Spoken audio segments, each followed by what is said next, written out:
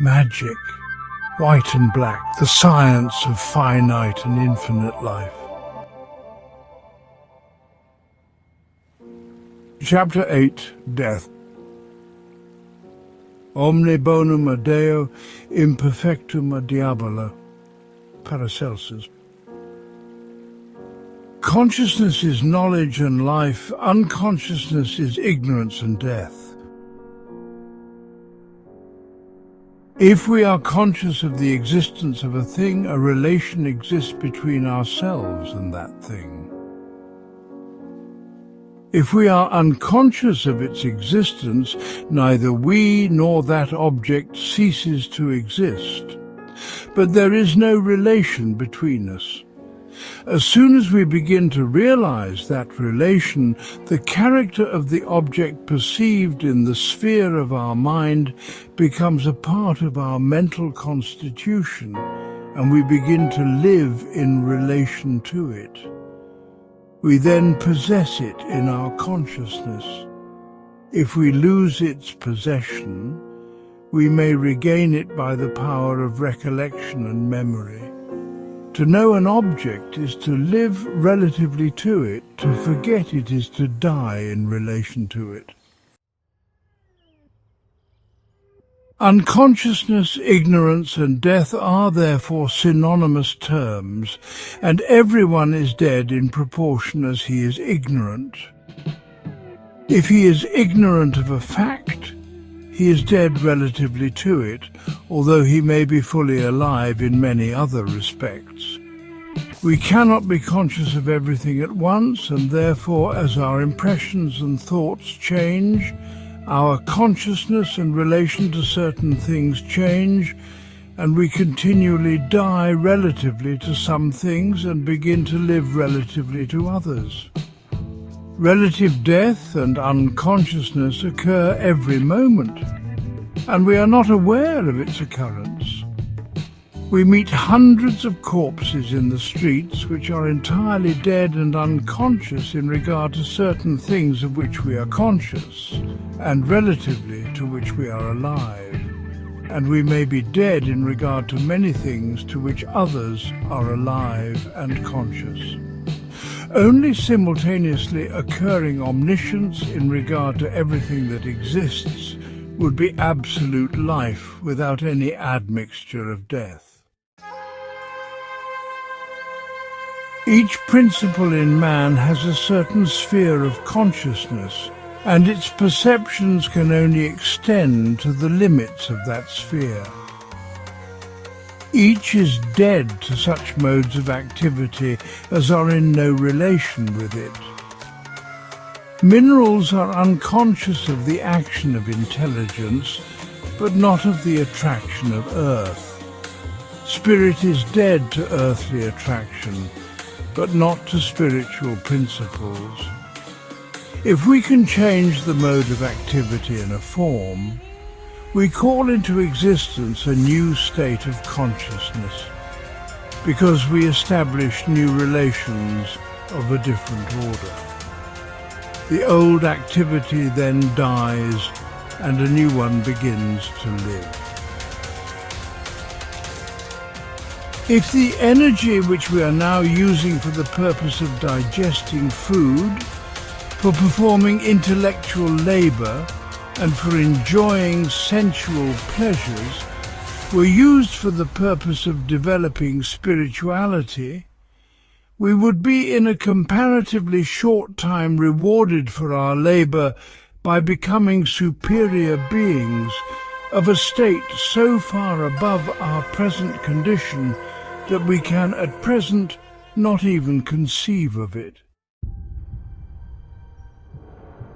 In the constitution of average man, life is especially active in the animal body, and he clings to the life of that body as if it were the only possible mode of existence. He knows of no other mode of life and is afraid to die.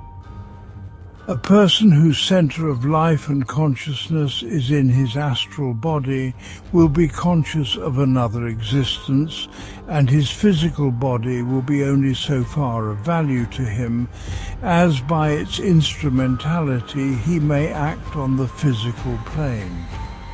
Physical death is a continuation of the activity of life in higher principles.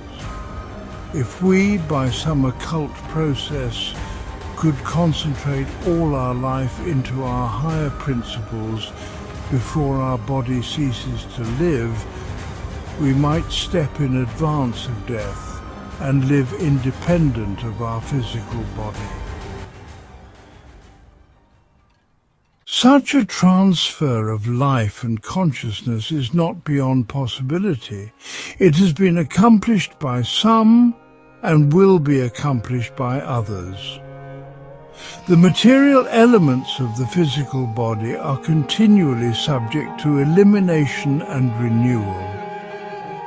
By restricting the renewal of these elements within the limits of the utmost necessity, and at the same time withdrawing our consciousness from the exterior and concentrating it upon the interior plane, we may, in course of time, change the compound parts of the physical body into more ethereal ones, until its physical molecules become entirely replaced by finer elements belonging to the astral plane, when its organization will require no more food from the physical plane and become invisible to the physical eye.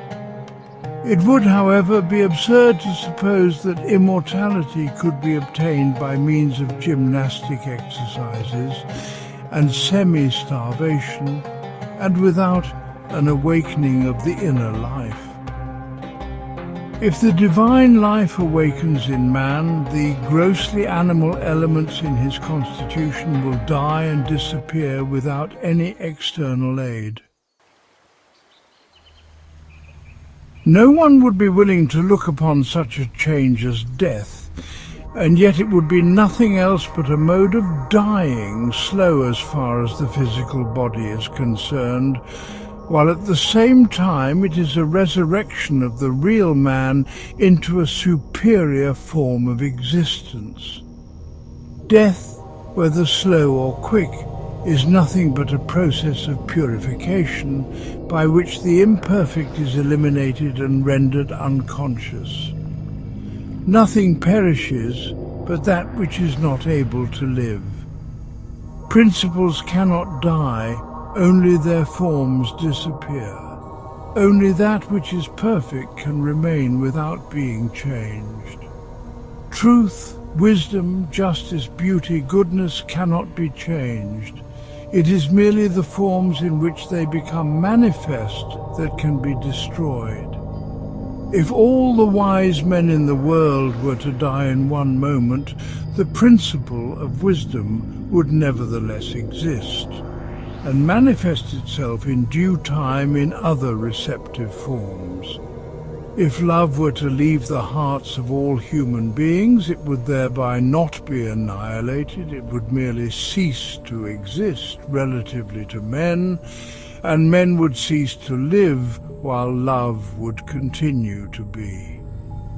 Eternal principles are self-existent and therefore independent of forms and not subject to change. But forms are changeable and cannot continue without the presence of the principles whose instruments for manifestation they represent. The human body is an instrument for the manifestation of life. The soul is an instrument for the manifestation of spirit. If the life leaves the body, the latter begins to disintegrate. If the spirit leaves the soul, the latter begins to dissolve. A person in whom the spiritual principle has become entirely inactive is spiritually dead, although his body may be full of life and his soul full of animal desires. Such spiritless living corpses are often seen in fashionable society as well as in the crowds where the vulgar assemble.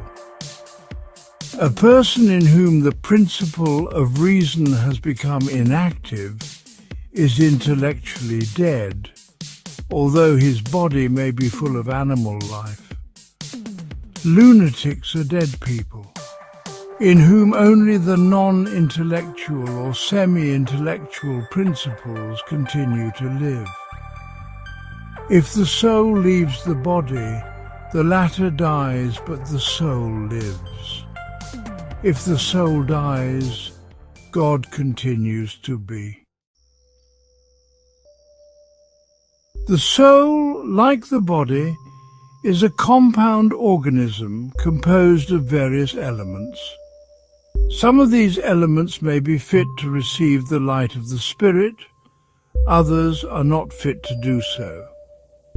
If, therefore, a person during his earthly life has not purified his soul sufficiently so as to enter the spiritual state immediately after the death of the physical body, a separation of the pure and impure elements from the still impure remains must take place in the state after death. When the final separation is accomplished, the spiritual elements enter the spiritual state, which in fact they have never left. And the lower elements, which may or may not possess a certain remnant of consciousness of their own, remain in the lower plane, where they gradually disintegrate.